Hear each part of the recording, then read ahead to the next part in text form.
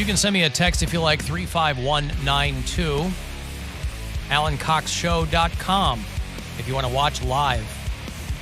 Thank you so much to BizKits John Donson for helping. BizKits John Donson. Yeah. Right. Somebody we were talking about, MMA fighter / porn star. I was reminded of Buck Knuckles. Wasn't that Pants'?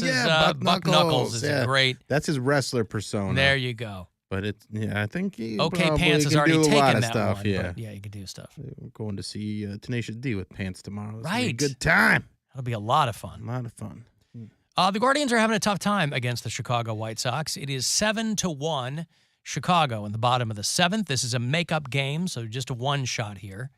And then the Guardians will play the Twins tomorrow here at home. And you'll hear all of it here, of course, on WMMS. So tomorrow, 7:10 is your first pitch. Twins at Guardians. That is a 5-game stretch because they got a couple of makeups in. There's a doubleheader on Saturday. I wonder if you make friends with the other team in those situations. If you're like, we've played you guys so many times, maybe we should get a timeshare together. Let's rent a condo. You're up there in Minneapolis the whole time. We're down here in Cleveland. Surely we could visit each other from time to time. We could fly, if not drive. Hell of a road trip. That's how you bond. Something to think about. Bill's wearing his Chargers best today, by the way. Yeah, they play tonight. Bolt up. Bolt up. I will have Terry the Goat's Week 2 picks for you, by the way, a little bit later on in the show.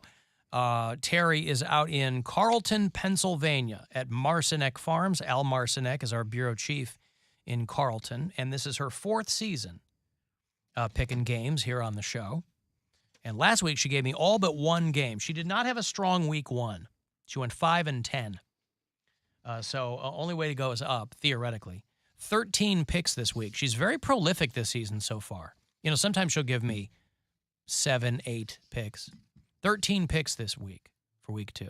She picked the Browns game. She doesn't always pick the Browns games. She picked the Chargers game.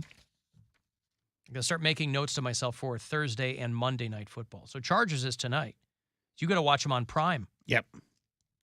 All the Thursday night football games are on Amazon Prime now. Yeah. So that'll be happening. I'll give you her picks a little bit later on if you want to get your bookie on speed dial. If you use Terry the Goat as your North Star for any and all wagering opportunities, this is a good way to do it. Just a few months from legalized gambling in Ohio, so that'll be nice. When does that kick in? January 1? January 1. Isn't gambling already legalized? I don't think sports gambling is legalized in Ohio until 2023. And then when it is, I have a hunch I'm going to be telling you guys to be using the MGM app. Why is that? Because I think they'll pay me to. Oh, yeah? You're going to do a thing with them? I think so. Oh, cool. I'm excited to do that. But we keep getting these emails. Do other companies try and teach the lessons the way our company does to keep people from falling for the phishing emails? We get more phishing emails than actual phishing. We get the pretend phishing, ones. Yeah. From our company going, hey, did you fall for the phishing email? Did you take the bait? No, because... Did you take the bait? Did you take the bait? Because the latest one was like, hey, get your iHeart discount. I was like, nice try. There actually was one. Get your iHeart discount. There's a whole website we've got that has like corporate discounts or whatever, but it's got... Yeah, but here's the thing, though. Who in our company is spending time trying to fool all of us? These are internal emails that they're sending to try and fool us. They're not like, because sometimes you'll get everybody's company will get an email and say, hey, we picked up on this spam. If you see this, don't click on it. Our company sends test phishing emails all the time. Maybe other companies do this. I don't know. It's the only one I've worked for most of my career. Yeah. And test also phishing emails. It's like a newer thing to have so many phishing. I mean, there's just... I basically don't open any email unless I know who it's from. No. And even then, it's just like, I don't need this. It's like your phone. Even if it's a number you don't recognize. It could be a friend that you just don't have in your phone. You're like, I'm not picking that up. Send it to voicemail. Send me a text or leave me a voicemail if it's something important. If you call me and don't leave a voicemail, I'll never know what happened to you. And just for the record, I think some of the things that they're pointing out in these phishing test emails, they're a little wonky. You know, because they'll send us the test phishing email, and then they'll send us this one. Did you take the bait? People are ignoring these or deleting them, and that's good. Here's what to look out for. And then they have little, pop-up video bubbles that tell you what to look for. And one of them is, there are grammar mistakes in the fine print. There are grammar mistakes on the Chiron on CNN. There are grammar mistakes everywhere. That is not going to be, that's not going to be the tell that you want to zero in on for phishing scams. Grammar mistakes. Because the implication there is, see, it's like broken English, and so that's how you know it's coming from overseas, and it's probably a fake and a scam. Most people walking around here are speaking broken English. And I don't mean people from other countries. Yeah. People who can't speak no United States. He's telling the truth. Every Poundcake email is very suspicious. Absolutely not. I write a lot better than I speak. What is a woof? People were like, "Oh wow, he's so." You've gotten a lot better because you've become more careful. Well, but because remember when you first started doing the Poundcakes and we're just it's a mess. Yeah, but that was that was like a creative endeavor. When I'm writing an email, it's like more so. I have a point. I have a point. Unlike my podcast, I have a point when I'm writing emails. When I'm writing emails, isn't that good to know, listener, that your valuable time could be better spent reading a Poundcake email than listening to his podcast? That's not what I meant. Uh-huh. No, I'm just saying with an email, I'm like, I got a point. I'm trying to get an answer out of someone, and I want to get to my point and make it as concise as possible. With a creative endeavor, I'm much like my audio podcast. When I write, like when I was doing those Poundcakes, it was a journal almost. I was just venting. So I took a lot longer because I'm like, well, I might like this, but I also like this, and I might like this. And I put that all down there, and it came out a little bit word salad. So yes, you're correct, but I'm glad I've gotten better. The only way to go is up. You're damn right. I mean, you can be succinct no matter what you do, whether you're speaking or writing or, there's no, editing is always your best friend. No matter who is doing the creative endeavoring. But yeah, we get a lot of these, like, hope you didn't fall for our fake email. Right. And I can kind of understand because now, Cleveland's not the only market in the company that's getting built out into new studios, about a dozen of them. And everything now is software-based. So obviously they don't want malware getting into the works because these new studios are not like a bunch of, obviously there are things that are connected to each other, but they're hard drives and things. There aren't CD players anymore. And it's not like hard pro audio components that are all hooked up. It's all software based. So I imagine we're going to get those more frequently. But I just love that the calls are coming from inside the house. They're like, hey, we're trying to fool you guys. Because it's not like there's no punitive solution to it. You're not in trouble. They're just trying to get people to pay attention to the emails. But like Bill said, anything I even remotely don't recognize, done. Delete. Did you? I don't even know the email they're talking about. That's how quickly I deleted it. Did you take the bait? No, because I didn't see the original email. Well, I think the original email was to get like employee pricing on the iHeartRadio app, and I was like, but it's free, right? But they have a premium version, and they were like, yeah, you can get the premium version. I'm like, you knew it was fake because they were offering you a corporate discount. But also even if it wasn't. You're like, no, I'm good. I'm okay. I ain't clicking on any of these links. Yeah, I don't need that. Yeah. Guardians got 2 now. Hey, there you go. 7-2. They're coming back.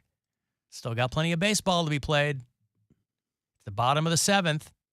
They can score 7 runs, right, to win in a couple innings. Well, now they just need 6 to tie it. It's 7-2. Yeah. Oh, I'm looking at the old 7-1 there. There it is, 7-2. Mentioned earlier that my pre-show walk was just a little bit further down Euclid, and apparently I didn't walk far enough to see the Chipotle because I didn't know there was one down there. Oh yeah. But they're Chipotle, they're stopping those TikTok hacks. You can't scam them anymore at Chipotle. What do you mean? Well, they were doing a thing because TikTok is there's a shelf life on any hack that shows up on TikTok because there's like a week where people go, this is great. And then after that, the companies figure it out and they go, we're not doing this. You know, people were going in and they were ordering. And now, again, this is so obvious. I don't know why it took so long for them to figure it out. But rather than buying a burrito at Chipotle, what people were doing was they were ordering a single taco online and then asking for all the ingredients on the side. And then you make your own discount burrito. People are like, I don't want to. So Chipotle goes, nope, we know what's going on. We're putting a stop to this.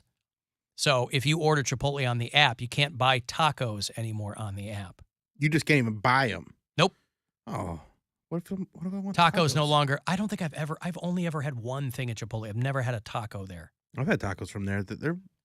I like they have like a crunchy flour tortilla that was pretty good.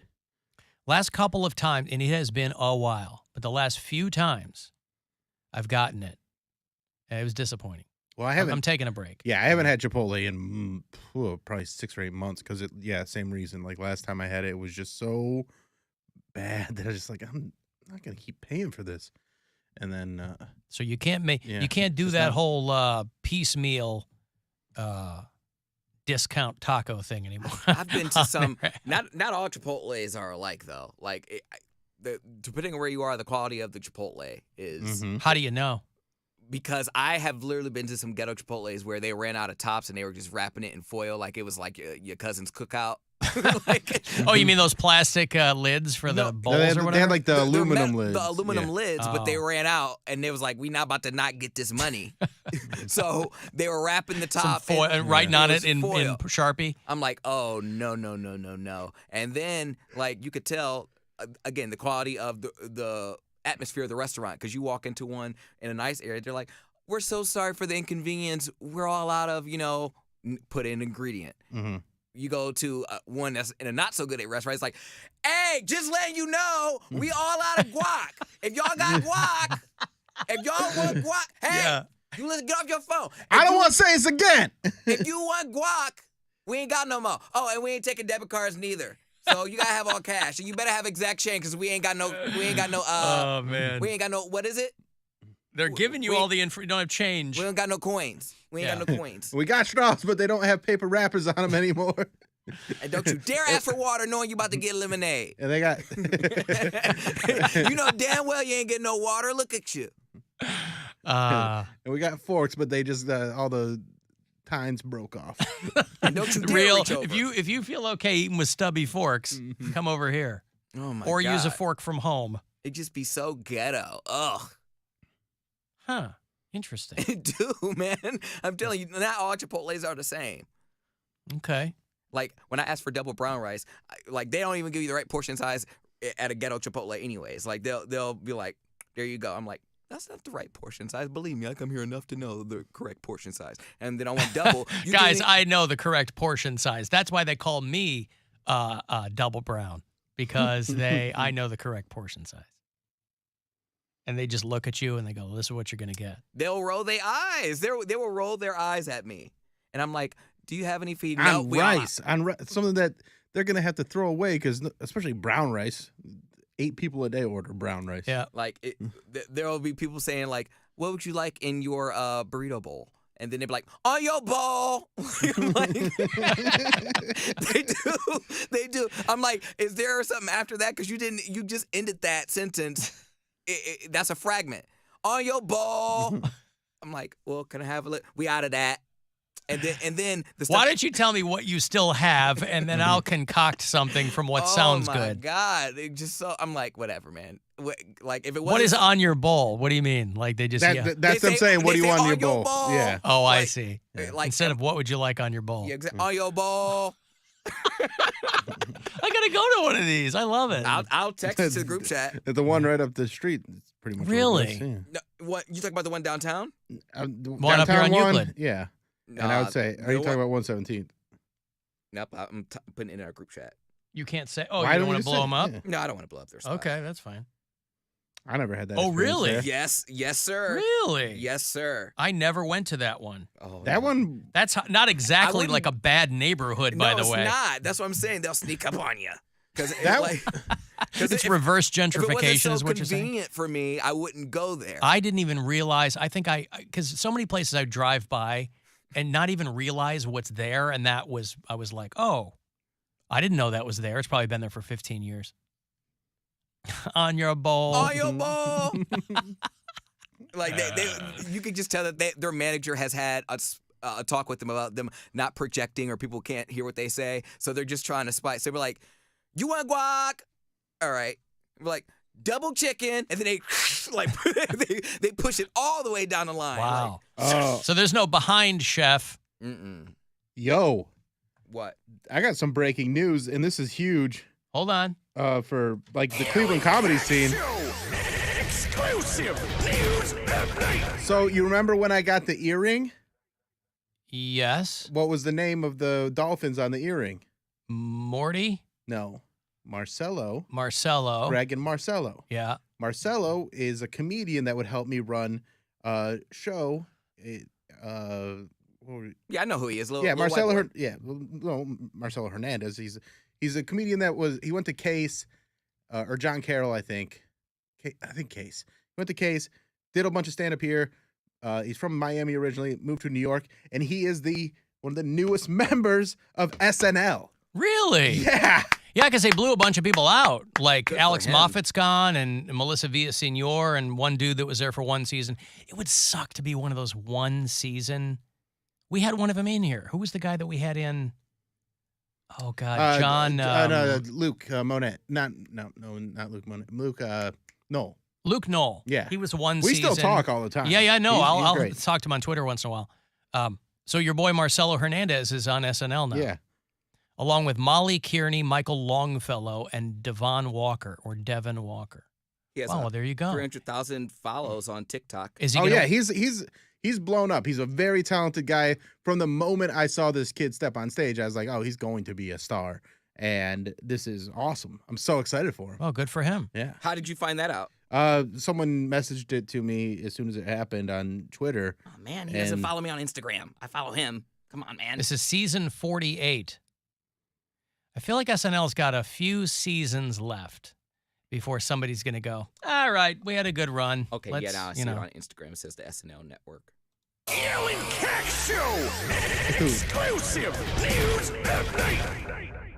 Well, there you go. On SNL! Good for him. That's awesome. Yeah. Yeah, I remember him from working East End. Yeah. He opened for Gilbert Gottfried. Yeah. Wow. I mean, he was just here a couple months ago when we hung out. Well, there you go. Now you have an in over at Saturday Night Live. Yeah, you just need someone that's 40 that doesn't want to do sketch. Yeah. Yeah, so Kate McKinnon's gone, A.D. Bryant, Kyle Mooney they all left, and then Pete Davidson, and then they let Alex Moffat, Melissa Villaseñor, and Aristotle Athari go. And he did like 2 bits in the one season, and it's back on October 1st with 3 consecutive shows. I don't know what that means. 3 consecutive shows. Each week, 3 weeks Oh, in yeah, a row. yeah. Okay, Yeah. okay, gotcha. Okay, well, there you go. I'm going to break here. If you want to text for something, 35192 to do that. You can listen anywhere you are on the iHeartRadio app. The Alan Cox Show. On 100.7 WMMS. Your afternoon drive is brought to you by the Ken Ganley Auto Group, Ohio's #1